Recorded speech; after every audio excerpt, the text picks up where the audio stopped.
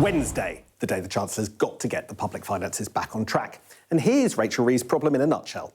She set herself very tight borrowing limits. By 2029, day-to-day government spending must be funded entirely by taxes and not at all by borrowing, which we haven't achieved, you can see all this borrowing above the line, in decades. Back when she set this target in October, her own watchdog, the Office for Budget Responsibility, found she was only going to succeed by the slimmest of margins, a touch under £10 billion. But since last October, growth, look at this, is down 2% to 1%. Borrowing is up to £151 billion. All of this means her headroom is wiped out and she misses her own target. So she's got to find immediate savings across government to replace it.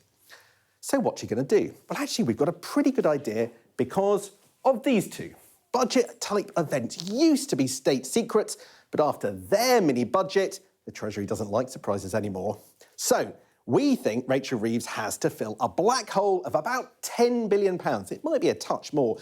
And she cannot break her borrowing promises, and she needs to restore the headroom to at least what it is at the moment. So this requires the following immediate action. We heard some of it last week, squeezing welfare spending, cuts to disability payments. Then there's squeezes to future government spending. Rachel Reeves says this means efficiencies and civil service cuts, but no return to austerity.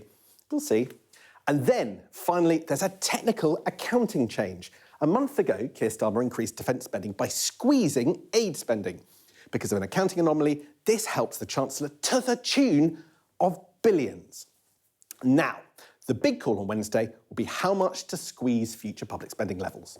But look back over spending settlements of the last 30 years. It's not going to be easy. Rises of 2, 3, 4, and 5% almost, all the time apart from the post-2010 austerity years of the coalition. But look at this, decent increases last year, this year. But after 2026, Rachel Reeves was plotting increases of just 1.3%. But on Wednesday, this could drop to 1.2 or 1.1%. And with areas like health protected, some government departments could see real terms cuts.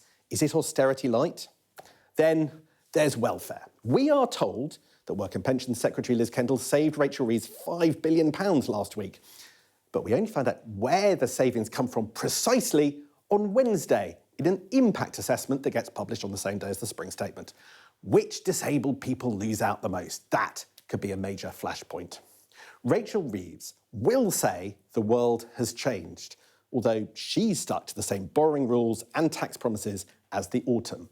The big question is whether this level of tax and spend overall is sustainable in the long term, or whether, come the autumn, if growth still hasn't arrived, the next budget brings yet more tax hikes.